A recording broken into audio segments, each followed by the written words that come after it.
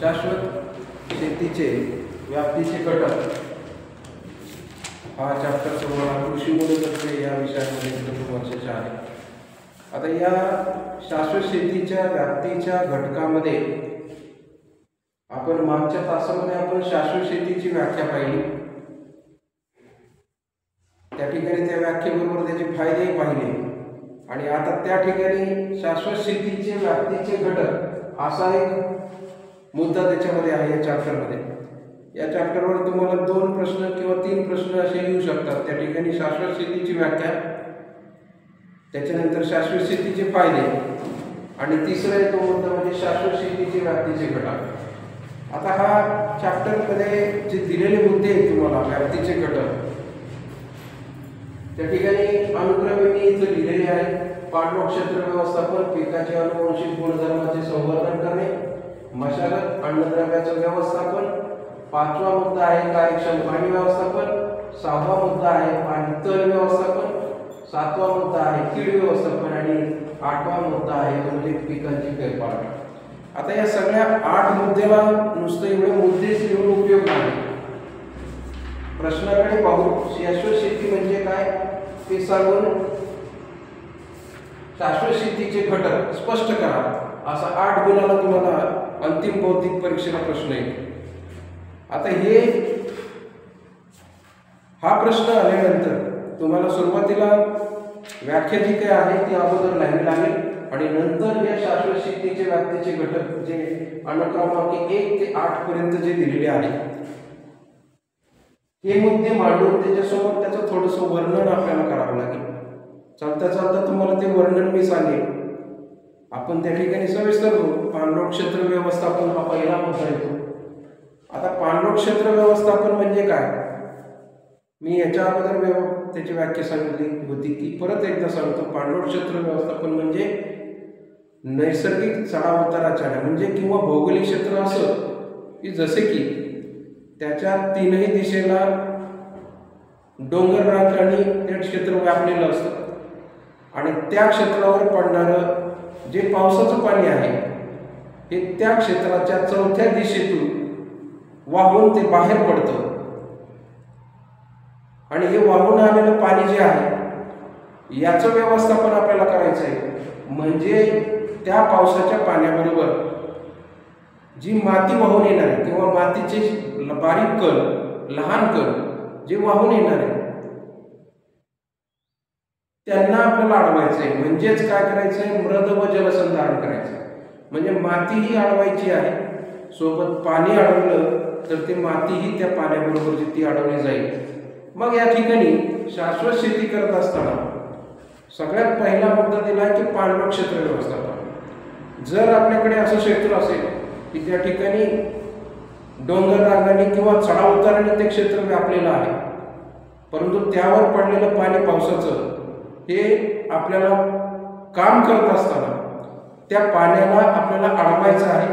हे अडवल्यामुळं मृद आणि जलसंधारण, मृद म्हणजे माती आणि जलसंधारण म्हणजे पाणी अडवणं, याची काय गरज तर नैसर्गिकरित्या जमीन ही भूभाग हा खाली चढ उताराचा जर असेल तर तिथे सिंचनाचं पाणी म्हणजे पाणी देण्याची व्यवस्था होऊ शकणार नाही.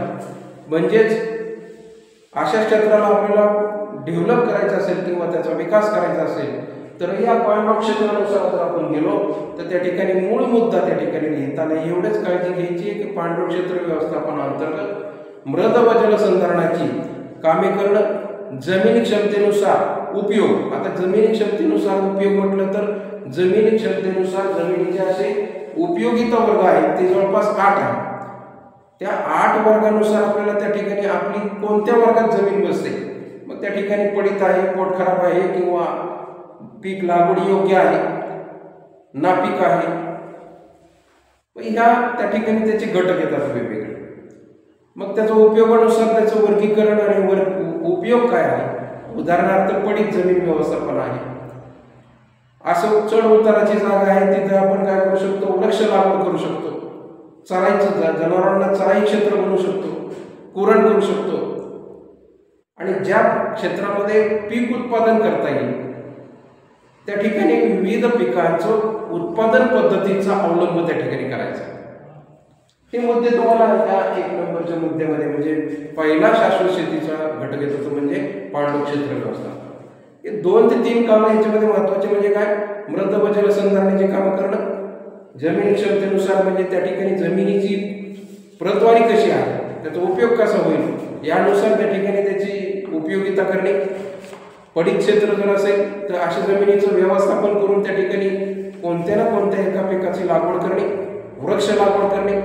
चढ उताराचं क्षेत्र असेल तर तिथं झाडे लावा. त्याचबरोबर पीक उत्पादन पद्धती वेगवेगळ्या पिकाच्या याचा अवलंब करणे, ही कामं या पद्धतीमध्ये करणं गरजेचं आहे. आता दुसऱ्या मुद्द्याकडे जाऊ, पिकांचे अनुवंशिक गुणधर्माचे संवर्धन करणे. पिकाचं अनुवंशिक गुणधर्माचं संवर्धन केल्यानं काय होतं पहा, या मुद्द्यामध्ये हरित क्रांतीच्या अगोदर देशामध्ये आपल्याकडे सरळ स्थानिक वाण होते आणि हे यांची लागवड आपण करत होतो. परंतु हरित क्रांतीनंतर बदल झाले, त्याच्यामध्ये असणारे जे काही सुधारित आणि संकरित वाण आली त्याचा वापर वाढला, कारण त्यांच्यापासून उत्पन्नाचं प्रमाण वाढलं. म्हणजेच याचे गुणधर्म, अनुवंशिक गुणधर्म या ठिकाणी आपल्याला सांभाळणं गरजेचं आहे. बऱ्याच कालावधीपासून सुधारित जातीचा वापर केल्यामुळे वाणांचं अनुवंशिक गुणधर्म ढासळतात व उत्पादन क्षमता कमी होत जाते. हळूहळू या जातींची वापर जसा होईल तसं तसं त्या ठिकाणी अनुवंशिक गुणधर्म त्या ठिकाणी ढासळतात आणि असे केल्याने उत्पादन क्षमता कमी होते. यासाठी पिकाचे अनुवंशिक गुणधर्म संवर्धन करणं गरजेचे आहे. अनुवंशिक म्हणजे त्या ठिकाणी काही पिकं त्यांच्या सवयीनुसार किंवा त्यांच्या गुणकानुसार त्या ठिकाणी उत्पन्नात वाढ होणं, रोगाला प्रतिकार करणं किंवा इतर त्याचे जे अनुवंशिक गुणधर्म आहेत हे त्यांची जतन करणं गरजेचं आहे. हे या मुद्द्यातून आपल्याला लक्षात येतं. त्याच्यानंतर तिसरा मुद्दा आहे तो म्हणजे मशागत. मशागत सगळ्यात महत्त्वाचं काम आहे. जिथं जमीन आली तिथं मशागत, आणि मशागत जिथे येईल तिथं आपल्याला मशागतीचे उद्देश आपल्यासमोर डोळ्यासमोर येणं आवश्यक आहे. मशागत केलेलं पहिलं काय होतं, धूप कमी करणं. धूप कमी करणं म्हणजे मातीची धूप किंवा जमिनीची धूप अशी व्याख्या तुम्हाला सांगितलेली आहे. जमिनीची धूप म्हणजे काय, थोडक्यात मातीचे कण एका ठिकाणाहून दुसऱ्या ठिकाणी नैसर्गिक कारणामुळे एका ठिकाणाहून दुसऱ्या ठिकाणी स्थलांतरित होणं त्याला जमिनीची धूप म्हणतात. आणि हे मशागत केल्याने प्रमुख उद्देश आहे की त्या ठिकाणी धूप कमी होते, जमिनीवरचं तण नियंत्रण होतं, सुधारित तंत्रज्ञानाचा वापर करणं व सेंद्रिय पदार्थ म्हणजे पालापाचोळा काढायचा जो आहे तो मातीत मिसळला जाऊन त्या ठिकाणी त्याचं विघटन घडवून आणण्याचं काम त्या ठिकाणी मशागतीद्वारे होतं. दुसरा एक उद्देश त्या ठिकाणी मातीचा वरचा थर 8 सेंटीमीटर जैविक क्रियाशीलतेसाठी व सूक्ष्मजीवांसाठी उत्तम असतो. त्याचे संवर्धन करणं हे काम शाश्वत शेतीमार्फत केलं जातं. महत्वाचं काम लक्षात घ्या, सांगितलेलं आहे की मातीचा मशागतीमध्ये असणारा जे काही वरचा थर आहे मातीचा तो 8 सेंटीमीटर अतिशय महत्त्वाचा थर दिला जातो. याच्यामध्ये आपल्याला सगळ्यात जास्त सेंद्रिय पदार्थ ह्युमस यांचं अवशेष आपल्याला दिसतात. आणि यामध्ये का दिसतात तर जैविक क्रियाशीलता म्हणजे जीवाणूंची कार्यपद्धती या थरामध्ये चालते. सूक्ष्मजीवांसाठी तो उत्तम असतो. सूक्ष्मजीव जे काही सूक्ष्मजीव त्या ठिकाणी आहेत ते त्या थरामध्ये 10 ते 8 ते 15 सेंटीमीटर पर्यंत कार्यरत असतात. आणि सेंद्रिय पदार्थाची तिथं रेलचेल असल्यामुळे ते कुजून त्यांना ते खाद्य म्हणून ते सेंद्रिय पदार्थ कुजलेले ते खाण्यासाठी त्यांना उपलब्ध असतात आणि तो उत्तम. आणि मशागत केलेले हे पुन्हा अजून त्या ठिकाणी त्यांची प्रक्रिया सुरू होते, जैव क्रियाशीलता वाढते. जैव क्रियाशीलता म्हणजे ते जीवाणूंचं काम करण्याचा वेग वाढतो आणि त्या जीवांसाठी ती उत्तम असते. हा एक त्या ठिकाणचा महत्त्वाचा भाग मशागतीमध्ये आहे. त्याचं संवर्धन करणं हे काम शाश्वत शेती मार्फत केलं जातं. शाश्वत शेती हे सांगतं की पर्यावरणपूरक राहा, पर्यावरणाच्या विपरीत जाऊ नका. ही शाश्वत शेतीचा मुख्य उद्देश आहे. आणि हे करत असताना, हे काम केलं जात असताना शेतीमार्फत हे काम त्या ठिकाणी मशागतीच्या मार्फत ते केलं जातं. आता पुढे चौथा मुद्दा आहे अन्नद्रव्याचं व्यवस्थापन. चौथा घटक अन्नद्रव्य पुरवठ्यासाठी पहा, सगळ्यात महत्वाचं सेंद्रिय पदार्थावर अवलंबून असणं सगळ्यात महत्वाचं आहे. अन्नद्रव्य पुरवठा कधी होईल? मातीत सेंद्रिय पदार्थ म्हणजे कर्ब प्रमाण तेवढं पाहिजे. सेंद्रिय पदार्थ असेल ते कुजतील आणि कुजल्याच्या नंतर ते मातीत मिसळतील आणि त्या ठिकाणी त्याचा परिणाम आपल्याला मातीच्या कर्बावर होईल. म्हणजे सदर सेंद्रिय पदार्थ हे शेणखत असेल, कंपोस्ट खत असेल, हिरवळीचं खत असेल, गांडूळ खत असेल, या माध्यमातून उपलब्ध होत असतात आणि ते उपलब्ध असणारे भाग आपल्याला अन्नद्रव्याच्या स्वरूपात मिळतात. वनस्पतींना ते अन्नद्रव्याच्या स्वरूपात मातीतून मिळतात. त्यानंतर थोड्याफार प्रमाणात रासायनिक खताचाही पुरवठा. कोणतंही रासायनिक खत हे शिफारस म्हणून पुरवठा केलेला असतं. काही काळापुरतं मर्यादित अन्नद्रव्य त्या ठिकाणी त्या पिकाला पुरवठा म्हणून दिलेले असतात आणि ते त्या ठिकाणी रासायनिक खताचा हा पुरवठा करणं त्या ठिकाणी गरजेचं आहे. संतुलित शेतीसाठी ॲझोला, निळ हिरवं शेवाळ हे जीवाणूखत. आता जे तुम्हाला दिलेले भाग आहेत जैविक खतामध्ये तुम्हाला सविस्तर द्वितीय वर्षामध्ये सेंद्रिय शेतीत पाहायला मिळेल. थोडक्यात सांगायचं म्हटलं तर रायझोबियम सारखा जीवाणू सहजीवी पद्धतीने काम करतो. पिकाच्या सानिध्यात राहतो, मुळाच्या सानिध्यात. नत्र हे अन्न घटक स्थिर करून पिकांना पुरवठा करतो, त्या बदल्यात पिकाकडून तो अन्न घेतो. तर रायझोबियम म्हटलं तर रायझोबियमचे 7 गट आहे. नंतर तसंच त्याच गटामध्ये सहजीवी पद्धतीमध्ये ॲझोला आणि निळ हिरवं शेवाळ. आता हा जीवाणू नाही, हा काय आहे? ॲझोला ही मेच्या वर्गातली पान वनस्पती आणि निळ हिरवं शेवाळ हे एक तंतुमय पेशी आहे, ज्यामध्ये नत्र या एकमेव अन्न घटकाचा पुरवठा मातीतून केला जातो. यासाठी आपल्याला जीवाणू खत याचा वापर पिकाबरोबर करणं गरजेचं आहे आणि पिकांचा फेरफार तोही त्याच्यासोबत संक्रमित करणं गरजेचं आहे. त्याच्यानंतर 5वा मुद्दा दिलेला आहे कार्यक्षम पाणी व्यवस्थापन. पाऊस व सिंचनाचं पाणी व्यवस्थापन अशा 2 प्रकारात विभागणी करता येऊ शकते. पाणी व्यवस्थापन, कार्यक्षम पाणी व्यवस्थापन शब्दच दिलेला आहे. नुसतं पाणी व्यवस्थापन नाही दिलं, कार्यक्षम पाणी व्यवस्थापन. जेवढं लागतंय तेवढाच वापर द्या, तेवढंच द्या. आपल्याकडे ती पद्धत नाही आहे. यासाठी आधुनिक सिंचन पद्धती आपल्याकडे आहे का? तर आपल्याला ती कार्यान्वित करणं गरजेचं आहे. पावसाचं पाणी आपल्या डोळ्यासमोर वाहून जाताना दिसतं, ते अडवणं गरजेचं आहे आणि तेच पिकाला पुरवलं तर बाष्पश्वासाचा तेच पिकाला पुरवलं तर ज्या भागामध्ये तापमानाचं प्रमाण जास्त असेल त्या ठिकाणी बाष्पोत्सर्जनाचा वेग त्या ठिकाणी कमी करणे, म्हणजे वातावरणात गारवा, बाष्पोत्सर्जन. सिंचन वेळापत्रक करून पर्याप्त पाणी पिकांना देणे. सिंचन वेळापत्रक करून पर्याप्त पाणी काय करणं? पिकांना देणे. सिंचन वेळापत्रक म्हणजे काय? प्रत्येक पिकाच्या वेगवेगळ्या अवस्थेनुसार, उदाहरणार्थ एक लक्षात घ्या, कोणत्याही पिकाची एक अवस्था, पहिली पेरणी केल्यानंतर उगवण होते, उगवण झाल्यानंतर त्याची फुटवा होण्याची अवस्था आहे, अशा वेळेला एक पाणी देणं. फळफांदे तयार झाले तशा वेळेस पाणी देणं गरजेचं. फुलं आली त्यावेळेला पाणी देणं गरजेचं. पुन्हा फुलोऱ्यात आल्यानंतर त्या ठिकाणी दाणे भरण्याची अवस्था, दाणे पक्व होण्याची अवस्था, अशा या ठराविक अवस्थेनुसार पिकाला पाणी देणं गरजेचं आहे. जास्त पाण्यामुळे पर्याप्त पाणी द्या. पर्याप्त म्हणजे ज्या अवस्थेला जेवढं पाणी लागतं तेवढ्याच गरजेनुसार. त्यासाठी तुम्हाला मी मुळाचे प्रकार शिकवले पिकाचं वर्गीकरणामध्ये, पीक संवर्धन या चॅप्टर. मुळावरून पिकाचं वर्गीकरण त्यामध्ये दिलेलं आहे. आगंतुक आणि सोट मुळ आणि आगंतुक मुळ 2 प्रकारचे. या 2 प्रकारच्या मुळावरून लक्षात येतं कोणत्या पिकाला किती पाणी देणं गरजेचं आहे, किती खोलवर पाणी देणं गरजेचं आहे.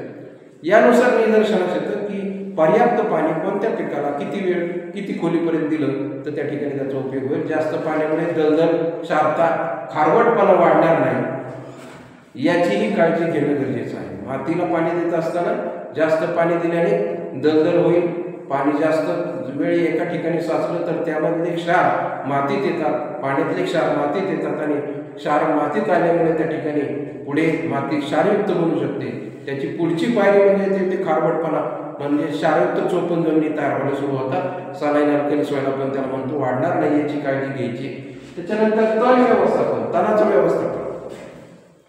तण नियंत्रण करत असताना आपण मशागतीचा मुद्दा पाहिला. मशागतीमध्ये यांत्रिक असेल, जैविक असेल, रासायनिक पद्धतीचा वापर करून याचा समावेश आहे तण नियंत्रणाच्या पद्धती. ठराविक काळासाठी किंवा ठराविक मर्यादित वेळेत त्या जीवनक्रमात त्या पिकाच्या त्या काळामध्ये काही तण उपद्रवी असतात. जसं त्यांच्या उंचीला स्पर्धा करतात, अन्नद्रव्याला स्पर्धा करतात, त्याच्या व्याप्तीला स्पर्धा करतात, म्हणजे पसरण्यासाठी स्पर्धा करतात. अशा परिस्थितीला आपल्याला नेमकं त्यावेळेला आळा बसवायचा आहे. त्या तण नियंत्रणाच्या ठराविक काळामध्ये तणामुळे अन्नद्रव्याचं चक्र, तसंच कीड नियंत्रण, त्याचबरोबर मृद संधारण आणि सेंद्रिय पदार्थाच्या प्रमाणात सुधारणा घडवून आणण्यासाठी आणता येतील अशी एक तण व्यवस्थापन करताना काळजी घ्यायची. 7वा घटक आहे तो म्हणजे कीड व्यवस्थापन. कीड व्यवस्थापनामध्ये काय? कृषी परिस्थितिकाने. कृषी परिस्थितिकी म्हणजे पहिलं तर एक तर पीक लागवडी आपल्या अगोदर कृषी परिस्थितिकी येते, त्याला इंग्रजीत इकॉलॉजी असं म्हटलं जातं. परिस्थितिकी म्हणजे आपल्या भागात त्या पिकाला योग्य असणारं वातावरण आहे का. मग वातावरणाचे, हवामानाचे 5 घटक मी तुम्हाला सांगितले: ऊन, वारा, पाऊस, सूर्यप्रकाश, तापमान आणि आर्द्रता. या 5 घटकाचा अगोदर आपल्याला अभ्यास घ्यावा लागेल, म्हणजे त्याची माहिती घ्यावी लागेल की ते त्या पिकाला पूरक त्या भागात आहेत का. आणि त्याचबरोबर सेंद्रिय शेतीमध्ये वनस्पती व कीड यांच्यामधील विविधता, कीड व रोगाचा होणारा प्रादुर्भाव त्या ठिकाणी आढळून येतो का, हेही आपल्याला पाहणं गरजेचं आहे. त्याचबरोबर शाश्वत शेतीतील पशुधनावर, शाश्वत शेती म्हणजे शेतीला जोडधंदा असणारा हा पशुधन आहे. मग या पशुधनाची कमीत कमी प्रमाणात रोगांचा प्रादुर्भाव होतो. त्याचबरोबर चांगल्या प्रतीचे खाद्य मिळणं म्हणजे त्या शाश्वत शेतीमधला एक प्रमुख उद्देश आहे. पशुधन ही शेती करत असताना जनावरांचीही काळजी घेणं आवश्यक. ज्या ठिकाणी त्यांना खाद्य, जे काही चारा म्हणून आपण देतो, तोही त्यांना शाश्वत मिळणं गरजेचं आहे, चांगला मिळणं गरजेचं आहे. 8वा मुद्दा येतो तो म्हणजे पिकांची फेरफार. पिकांची फेरफाटीची व्याख्या मी ते अगोदर सांगितलेली आहे. एकाच हंगामात एकाच जमिनीच्या तुकड्यावर एका आडवीनंतर पीक घेण्याची पद्धत म्हणजे पिकांची फेरफार. म्हणजे पहिल्या हंगामात आपण एक पीक घेतलेलं असेल तर दुसऱ्या हंगामात त्या ठिकाणी दुसरं पीक घ्यायचंय. पुन्हा उन्हाळी हंगामात पुन्हा बदला, पुन्हा पुढच्या खरीप हंगामामध्ये पुन्हा आपल्याला त्या ठिकाणी दुसरं पीक घ्यावं लागेल. म्हणजे योग्य ते अन्नद्रव्य व्यवस्थापन मातीत होईल. ठराविक काळामध्ये ठराविक पिकाकडून काही अन्नद्रव्य जास्त प्रमाणात शोषू नये आणि परिणाम त्याचा पिकावर दिसून येतो. करिता सुपीकता टिकवायची असेल मातीची, त्यासाठी आपल्याला पिकांची फेरफार करणं गरजेचं आहे. त्याचबरोबर पिकांची फेरफार केल्याने सुपीकता तर टिकतेच, वाढते. त्याचबरोबर कीड व रोग आणि तण यापैकी या तिन्हींनाही या पिकांची फेरफार केल्याने त्यांना आळा बसतो. काही भागात काही पिकावर त्या किडीचं प्रमाण जास्त असतं, कारण पिकांची फेरफार केली की काही ठराविक कीड व रोग त्या पिकावर हमेशा येणारे असतात. त्याचबरोबर त्या पिकात ते तण येणार असतात, उगणार असतात. ती होऊ नये म्हणून त्या ठिकाणी पिकांची फेरफार करीत राहिलो तर त्या ठिकाणी काय होईल, या नैसर्गिकरित्या यांना आळा बसेल. पिकांची फेरफार करताना डाळवर्गीय किंवा त्याला कडधान्यवर्गीय पिकं म्हणतो, ज्याला मोड येतात, यांचा समावेश त्या पिकामध्ये करणं गरजेचं आहे. यामुळे काय होईल, कडधान्यवर्गीय पिकाचा नैसर्गिक गुणधर्म आहे ते स्वतःला लागणारं नत्र स्वतः स्थिर करतात. राहिलेला नत्र ते काही नत्र वापरतात आणि उर्वरित नत्र हे कडधान्याच्या मुळावर गाठी असतात, त्या गाठीच्या स्वरूपात त्या ठिकाणी स्थिर करतात. तो जवळपास आपल्याला त्याची गरज जर पाहिली तर 25 ते 35% कधी कधी पीक चांगलं जर असेल तर ती 50%पर्यंतही असू शकते. वाढवायची 35 ते 50% त्याची मर्यादा केली पाहिजे, अशी या ठिकाणी शाश्वत शेतीची तरतूद आहे आणि त्याच्यामध्ये ते आधारितही सांगण्यात आलेलं आहे. तर असो, आपल्याला प्रश्न तुम्हाला जो दिला आहे, मी अंतिम भौतिक परीक्षेला कृषी मूलतत्व या विषयामध्ये प्रथम वर्षाचा दरवर्षी प्रश्न येतो, तो म्हणजे कोणता, शाश्वत शेती म्हणजे काय, शाश्वत शेतीचे व्याप्तीचे घटक स्पष्ट करा, त्याची इथे व्याख्या द्यायची आणि त्या ठिकाणी त्याचे जे घटक मी दिले ते 8 हे सविस्तर त्याची मी आता मांडणी केली, त्याप्रमाणे लिहा, म्हणजे तुम्हाला पूर्ण मार्क मिळतील. धन्यवाद.